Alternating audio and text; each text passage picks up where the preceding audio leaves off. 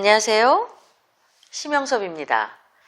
저는 여러 가지 어렸을 적 기억들이 있는데요. 그 중에 이제 첫 기억 중에 하나가 뭐냐면 이모 댁에 가서 난로를 고장낸 기억입니다. 그때는 기름난로가 집집마다 많았는데 거실에 있던 이 난로의 손잡이 부분을 만지작거리다가 고장을 낸 것이죠. 이모님 말씀에 따르면요. 제가 난로를 고장낸 후 시치미를 뚝 떼고 뒤로 물러서서 마치 고장내지 않은 것처럼 앉아 있었다고 해요. 아유, 생각해보니 이모 댁에 난로 하나 아직까지 못 사드렸네요. 그 외엔 하도 물건을 많이 잃어버리거나 고장을 내가지고요. 저는 세상에 대한 예의로 제 물건을 하나씩 세상에 어딘가에 두고 와야 된다. 이런 글도 쓴 적이 있습니다. 우산은요, 정말 거짓말 안 보태고 한 수백 개는 잃어버린 것 같습니다. 어렸을 적 제 별명 중 하나는 얄개라는 좋은 별명도 있었어요. 에너지 넘치고 장난기도 많고 창의적인 아이란 뜻에서 담임선생님이 붙여주셨죠. 그러나 가족들은 조금 달랐어요. 침착하지 못하다고 덜렁이라는 별명도 붙여준 것 같고요. 왜 그렇게 칠칠맞냐는 얘기도 많이 들었습니다. 가사 시간이 너무 끔찍했던 기억이 납니다. 자수를 하거나 이 동정을 이렇게 한복에 다는 이 상의에 다는 실습을 했는데 항상 내가 왜 이런 바느질 같은 걸 해야 되지? 라는 생각이 들었고 미신 같은 걸로 빨리 드르륵 박아버리면 안 되나? 이런 공상을 했었죠. 가장 최악은 서예 시간이었습니다. 흰색 옷에 하도 먹물을 여기저기 튀어가지고요. 서예 배우는 것보다 아마 옷값이 더 많이 들었을 겁니다. 빨아도 잘 안 지워져요, 먹물은.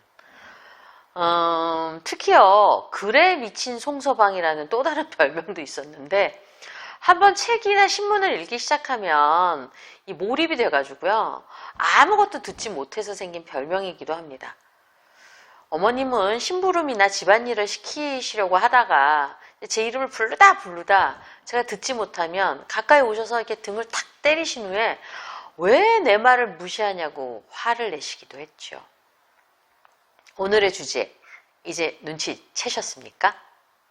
부주의하고 순서대로 차분히 일을 처리하는 것을 어려워하고 좋아하는 일에 과잉 몰입은 잘하지만 주의를 배분하거나 분배하는 일은 서툴고 크고 강한 동작은 잘 해낼 수 있지만 작고 섬세한 동작을 어려워하는 이 증상.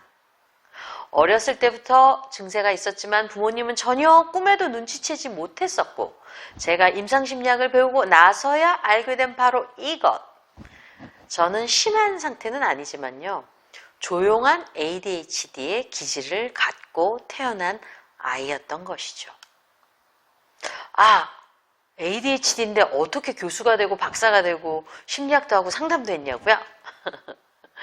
일단은요, 저 같은 경우는요, 제 몰입 능력을 오히려 역으로 최대한 발휘해서 학업 성적 자체는 큰 문제가 없었습니다.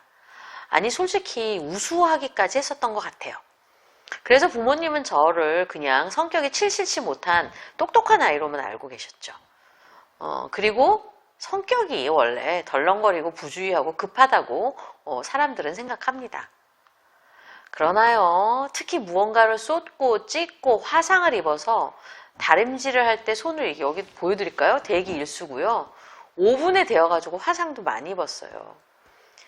저는 주의를 기울이면 실수를 적게 할 텐데 왜 이렇게 안 되지? 라고 속이 많이 상했던 기억이 납니다. 결론적으로 어렸을 때 결국 부모님이 저를 집안일을 많이 시키려고 하지를 않으셨고요. 요리를 하면 설거지값이 훨씬 더 많이 나왔으니까요. 게다가 저 자신도 부엌이 매우 위험한 장소라는 느낌도 있었죠. 이러다 보니 제 자신에 대한 내면의 지각, 잘 내색은 안 했지만 제 자신에 대한 자기 지각은 부모님과는 조금 달랐던 것 같아요. 저 자신을 여성성이 부족하고 덤벙대고 충동적인 일면이 있는 사람으로 지각하고 여성으로서 자존심이 낮은 적도 있었습니다. 조용한 ADHD는요, ADHD 유형 중 가장 늦게 알려진 유형입니다. 보통 ADHD는 주의력 결핍, 과잉 행동, 공격적인 태도 등의 문제를 갖고 있는 1단의 사람들을 일컫는데요. 대부분 숙제를 완성하지 못하고 뭐 선생님이 수업하는데 막 앉았다 일어섰다 반복하고 뭐 교실 빙빙 돌아다니고 수업 방해하고 또 친구들에게 폭력적인 문제를 일으킨다던가 해서 금방 문제가 드러나기 마련입니다. 그러나 여성들이 압도적인 비율을 차지하고 있는 과잉 행동이 두드러지지 않는 조용한 ADHD는 최근에서야 주목을 받고 있는 질병이기도 하죠. 저 같은 경우는 학습장애는 없었지만 오랫동안 불안 수준이 높았던 것 같습니다. 늘 긴장해 있고 특히 시험 때는 더 불안해 있었던 것 같아요. 또한 일이 늦어지면 화를 참기 힘들어서요. 그럴 때마다 걷기, 뛰기, 등산, 야구하기 등 운동을 되게 열심히 했었습니다. 그래서 이제 남학생들이 저보고 맨날 야구방망이 들고 다닌다고 놀리고 이랬었죠. 이렇게 조용한 ADHD 경우 학습장애, 불안장애, 우울증을 경험하기에 ADHD 자체가 문제가 되리라는 생각을 잘 하지 못합니다.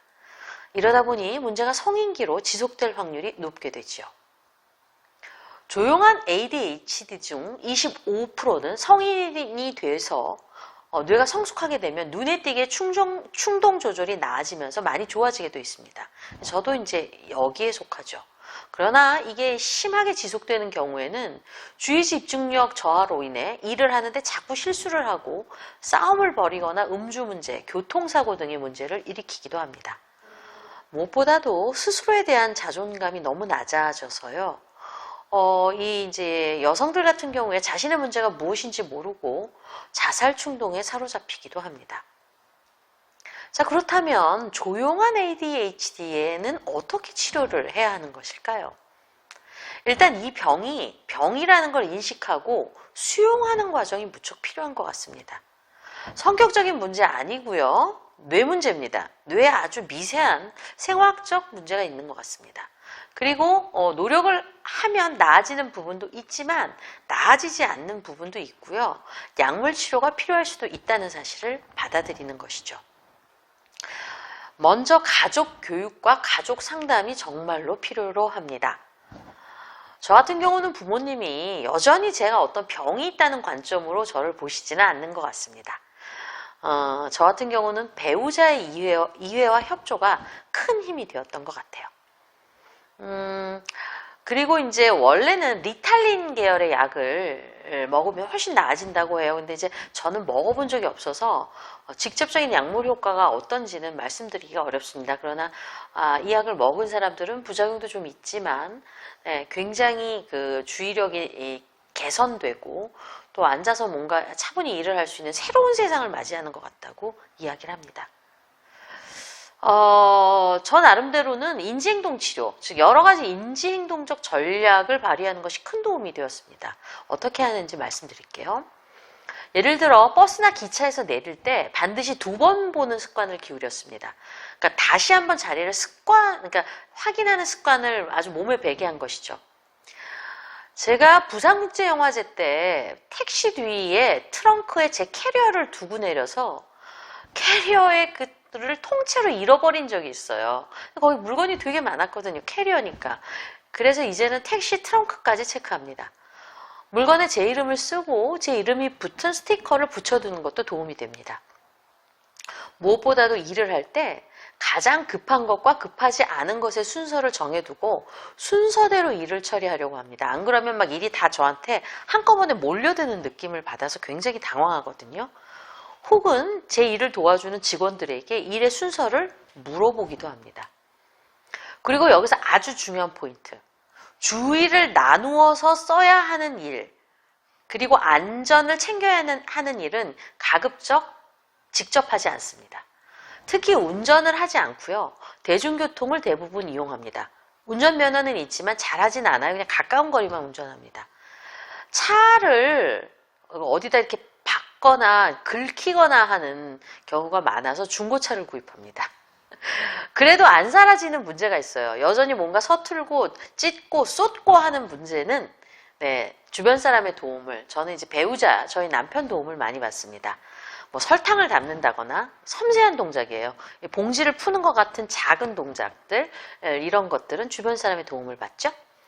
사실력 고백하면요. 며칠 전에는 콩이 든 봉지를 냉동고에 넣으려다가 그걸 다 쏟아가지고요. 콩 수백 개를 남편과 다시 주워 담은 일도 있었어요. 근데 다행히 저희 남편은 아주 침착하고 인내심이 강한 사람이라서 다 알고 있거든요. 그래서 화도 안 내고 그걸 하나 주워서 저한테 말없이 주더라고요. 네. 만약 여러분들의 아이에게 이런 일이 일어난다면 인내심을 갖고 아이를 혼내지 않는 것이 중요합니다. 이미 아이는 수치감이나 죄책감에 사로잡혀 있어요. 콩을 다 쏟은 그 순간. 예, 잊지 마세요. 주의력의 문제이지 멍청한 것이 아니랍니다. 물건 정리하기 등을 잘 교육해 주시고요. 침착하게 아이와 이미 벌어진 일에 대해선 대처합니다. 아이에게 조용히 해, 입 닫아, 가만히 있어 라는 말을 하지 마시고요. 네가 남자로 태어났어야 됐는데 혹은 남자 같다 라는 말도 하지 마세요. 이미 본인의 자존심이 많이 떨어져 있어서요. 이런 말은 기름에 불을 붙이는 격이 됩니다. 요즘은요. 핸드폰 앱에 도움을 받기도 해요. 이 주의력이 좀 산만한 분들은 지하철과 버스 정류장을 그냥 지나쳐 버리는 경우가 많거든요.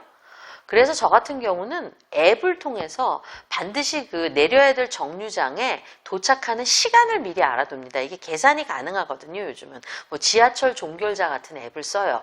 그래서 지금 해화역에서 출발하면 동대문역에서 뭐 1시 30분에 도착한다. 이걸 이제 알게 되면 1시 한 28분쯤부터는 계속해서 지하철역을 주시하고 있다가 그 원하는 역에 내리기도 합니다. 안 그러면 자꾸 지나치니까요. 어떻습니까? 조용한 ADHD로 사는 것이 힘들겠다고요? 네, 맞습니다. ADHD로 사는 건 쉬운 일은 아니에요. 뭔가 수십 개의 함정을 안고 거기에 빠지지 않기 위해서 노력하면서 사는 것 같이 느껴질 때가 많습니다. 제 생각에는 똑같은 부주의와 과잉 행동을 할지라도 여자아이들은 더 많은 질책과 비난의 화살을 받는 것 같아요. 혹은 네가 남자로 태어났어야 된다는 말을 수백 번은 듣는 것 같습니다. 그런데 말이죠. 저 같은 경우는 이제 결혼을 하고 배우자의 조용하고 지속적인 이제 지지를 받고 또 상담도 받으면서 문득 이런 생각을 하게 됐죠. 제 문제가 제 정체성이라고요. 저는 부주의한 대신 추진력도 강하고 창의적이고 모험가의 기질을 갖고 있는 것 같습니다. 낯선 환경을 좋아하고요. 낯선 사람을 만나는 것을 흥미로워하고요. 무엇보다도 좋아하는 일에 몹시 몰두해서 그 일에 대한 성과를 내는데도 유리한 점이 있죠. 살면서 저는 제 그 화를 다스리는데 그 운동을 하는 것이 큰 도움이 되었던 것 같아요. 야구를 해보고 또 등산도 하고 야구를 보기도 하고 작은 동작보다 큰 근육을 쓰는 일에 많은 기쁨과 어떤 카타르시스를 느꼈어요. 그러나 많은 분들이 저보다 더 심한 증상을 경험하고 있다는 것을 이해하고 있습니다. 충동적으로 돈 관리를 한다던가 충동적인 투자를 한다던가 가정생활을 영위하는데 어려움을 겪는다던가 직장생활이나 대인관계에서 어려움을 겪으실 겁니다. 필요하다면 심리검사를 받으시고요. 적극적으로 약물 치료도 해보세요. 자신을 주변 가족들이나 주변 사람들이 보는 방식대로 규정하지 마시고요. 자기 나름대로의 여러 가지 문제 해결책을 궁리하면서 오히려 이 파도의 끝, 남들보다 강렬하게 세상을 느끼고 속도감 있게 세상을 질주하는 멋진 여자로 살아내는 것이죠. 더 이상 조용한 ADHD의 슬픔에 빠지지 마시길 바래요. 있는 그대로의 나를 받아들이고 내가 가장 잘하는 일을 하면서 멋지고 당당하게 바로 당신 자신으로 살아갈 때 저 자신의 부주의를 설레임과 용감함으로 새롭게 바꾸어낼 수 있을 것 같습니다. 조용한 ADHD 여성분들 화이팅!